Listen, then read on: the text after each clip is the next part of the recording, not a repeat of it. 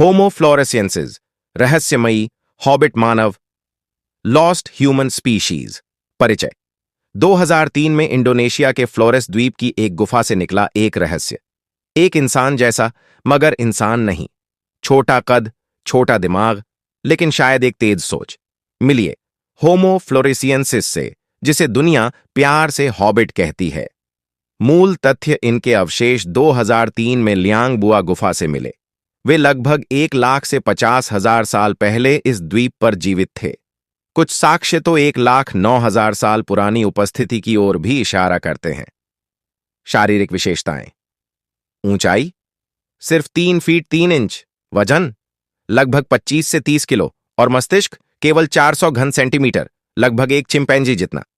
छोटा सिर, बड़े दांत, लंबे हाथ और पैरों की तुलना में बड़े पांव, फिर भी सीधे चलते थे। विकास रहस्य: इनके पूर्वज कौन थे? शायद होमो इरेक्टस, जो द्वीप पर आकार में सिकुड़ गए। इसे आइलैंड ड्वार्फिज्म कहते हैं। या फिर ये एक और भी आदिम मानव प्रजाति की संतान थे, जो अफ्रीका से पहले निकल पड़ी थी। डीएनए विश्लेषण आज तक संभव नहीं हुआ, क्योंकि उष्णकटिबंधीय गर्मी ने जैविक सामग्री नष्ट कर दी। बौद्धिक क्षमताएं: छोटे मस्तिष्क के बावजूद होमो फ्लोरेसियंसिस ने पत्थर के औजार बनाए, शायद आग का भी इस्तेमाल किया, और शिकार किया, बौने हाथियों और विशाल चूहों का। यह बुद्धिमत्ता और मस्तिष्क आकार के बीच पुराने संबंधों को चुनौती देता है। द्वीपीय बौनेपन, आइलैंड ड्वार्फिज्म: फ्लोरेस जैसे द्वीपों पर संसाधनों की कमी के कारण बड़े जीव अक्सर छोटे आकार में ढल जाते हैं। इसी प्रक्रिया को आइलैंड ड्वार्फिज्म कहा जाता है। स्टेगोडॉन और होमो फ्लोरेसियंसिस दोनों ही इसके उदाहरण हैं।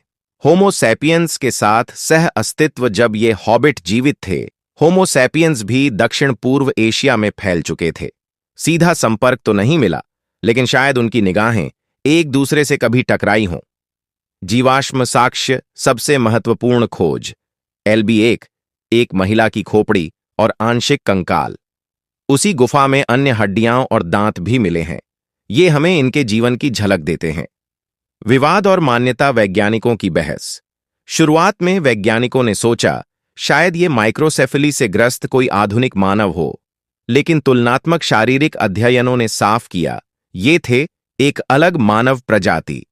आज होमो फ्लोरेसियंसिस को एक स्वतंत्र मानव प्रजाति के रूप में मान्यता दी गई है। तुलना तालिका।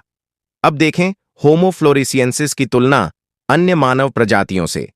आकार में सबसे छोटे मस्तिष्क, सबसे छोटा औजार, सरल लेकिन प्रभावी डीएनए नहीं मिला, लेकिन असर गहरा छोड़ गए। निष्कर्ष: मेन टेकअवेज: होमो फ्लोरेसियंसिस हमें याद दिलाते हैं कि मानव विकास कोई सीधी रेखा नहीं, बल्कि एक शाखायुक्त पेड़ है, जहां कई प्रजातियां थीं, कुछ सफल, कुछ गुमनाम। आज हम अकेले हैं, लेकिन हमारे अंदर उनका अंश, उनकी कहानी अब भी जिंदा है। डार्विन की थ्योरी क्या कहती है? मेरा विचार है कि होमो फ्लोरेसियंसिस जैसे जीव और डीएनए के रहस्य डार्विन की परंपरागत थ्योरी को चुनौती देते हैं और किसी सुपर इंटेलिजेंट क्रिएटर के डिजाइन की ओर इशारा करते हैं, और सुपर इंटेलिजेंट क्रिएटर और मेरी थियरी ऑफ करेक्शन को सपोर्ट करते हैं। वह आज के वैज्ञानिक और दार्शनिक विमर्श में एक महत्वपूर्ण बिंदु है। आइए इस विचार को क्रमबद्ध, तार्किक और तथ्यात्मक ढंग से विस्तार से समझते हैं। डार्विन की थ्योरी और उसकी सीमाएं। डार्विन की प्राकृतिक चयन, नेचुरल सिलेक्शन की थ्योरी यह बताती है कि सभी जीव एक कॉमन पूर्वज से विकसित हुए। वातावरण के अनुसार जीवों में छोटे छोटे बदलाव होते गए। जो बेहतर अनुकूलित थे वही जीवित रहे और उन्हीं के गुण आगे बढ़े। यह थ्योरी कई मामलों में सफल रही, जैसे डार्विन की फिंच पक्षियों की चोंच की विविधता या जीवों के कुछ शारीरिक बदलावों की व्याख्या। लेकिन कुछ गंभीर सीमाएं भी हैं, जैसे इंसानों की अलग अलग नस्लों में इतनी विविधता क्यों? अफ्रीकी, यूरोपीय, भारतीय, एशियाई, रंग, शरीर की बनावट, सहन शक्ति, बुद्धिमत्ता, सब में गहराई से अंतर है। पर डार्विन या नियो डार्विनिज्म इन विविधताओं की कोई ठोस, स्पष्ट उत्पत्ति नहीं बता पाता।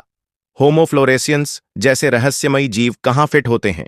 इनका छोटा मस्तिष्क होने के बावजूद औजार बनाना, आग का प्रयोग करना, यह डार्विनियन लीनियर प्रोग्रेशन को चुनौती देता है। ऑरिजिन ऑफ लाइफ, वैज्ञानिक अनिश्चितता। आज तक विज्ञान जीवन की उत्पत्ति, अबायोजेनेसिस, को ठोस रूप से सिद्ध नहीं कर पाया है। डीएनए और आरएनए की संरचना इतनी जटिल है कि उसका स्वतः निर्माण, स्पॉन्टेनियस जनरेशन, अत्यंत असंभव लगता है। प्रोटीन, एंजाइम, सेल मेम्ब्रेन, इन सब के सही समय, सही क्रम और सही वातावरण में बनना बिना किसी डिजाइन के संयोग का असंभव चमत्कार लगता है। डीएनए एक कंप्यूटर कोड की तरह है, जहां ATGC नाम के 4 अक्षर अनगिनत संयोजन में जीवन की किताब लिखते हैं। क्या कोई किताब अपने आप लिखी जा सकती है बिना लेखक के? इंटेलिजेंट क्रिएटर और कोड ऑफ लाइफ। मेरा यह विचार कि किसी सुपर इंटेलिजेंट क्रिएटर ने डीएनए को डिजाइन किया और समय के साथ एडिट करके अलग अलग जीवों का निर्माण किया, यह एक बेहद तर्कसंगत और वैज्ञानिक रूप से विचारणीय सिद्धांत बनता जा रहा है। इसे अक्सर इंटेलिजेंट डिजाइन या आपके शब्दों में करेक्शन थ्योरी कहा जा सकता है। इस विचार की विशेषताएं, डीएनए एक कोड है और हर कोड के पीछे कोडर होता है। होमो फ्लोरेसेंसिस जैसे जीव उस प्रोग्रामिंग की बीटा वर्जन की तरह हैं जो प्रयोग और एडिटिंग के संकेत देते हैं। डायनासोर, जो अत्यधिक जटिल और शक्तिशाली थे, अचानक लुप्त हो गए, जैसे कि उन्हें हटाकर एक नई दिशा में जीवन को ढाला गया हो, उन्नत जीवन के लिए रास्ता खाली किया गया हो। मानव विविधता, डिजाइन का संकेत, मानव प्रजातियों की विविधता डार्विन के लिए रहस्य बनी रही। अफ्रीकी लोगों की उच्च सहन शक्ति और त्वचा की रंगत, एशियाई लोगों की मोंगोलॉयड विशेषताएं, भारतीय उपमहाद्वीप की मिश्रित आनुवंशिकता और यूरोपीय विशेषताएं, बाल, त्वचा, आंखें। यह विविधता सिर्फ पर्यावरण से नहीं समझाई जा सकती। इसके बजाय यह दर्शाता है कि एक कॉमन कोड को अलग अलग ढंग से मॉडिफाई किया गया, जैसे एक ही सॉफ्टवेयर का अलग अलग इंटरफेस। इवोल्यूशन नहीं, इंटेलिजेंट मॉडिफिकेशन।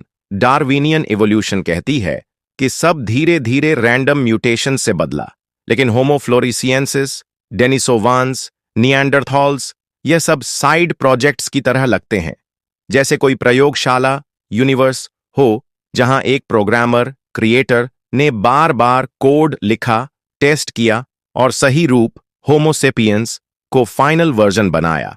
निष्कर्ष, प्रकृति में डिजाइन के संकेत एक। डीएनए एक भाषा है जिसमें जीवन लिखा गया है और हर भाषा के पीछे एक लेखक होता है। तो फॉसिल्स न सिर्फ अतीत का आईना है, बल्कि यह दर्शाते हैं कि इवोल्यूशन कोई यादृच्छिक रैंडम प्रक्रिया नहीं, बल्कि एक इंटेलिजेंट प्रोसेस रही है। 3. डार्विन की थ्योरी आंशिक रूप से सच हो सकती है, पर वह पूर्ण सत्य नहीं है। 4. होमो फ्लोरेसिएंसिस जैसे जीव यह बताते हैं कि जीवों की रचना में प्रयोग, त्रुटियां और सुधार हुए, ठीक जैसे कोई इंटेलिजेंट डिजाइनर अपने कोड को बार बार एडिट करता है। आप लोग क्या सोचते हो? कमेंट्स करें। आपका साथ चाहिए इन भूले बिसरे पूर्वजों की कहानी को दुनिया तक पहुंचाने में। लाइक करें, शेयर करें और सब्सक्राइब करना न भूलें। मिलते हैं एक और रहस्यमयी अध्याय में।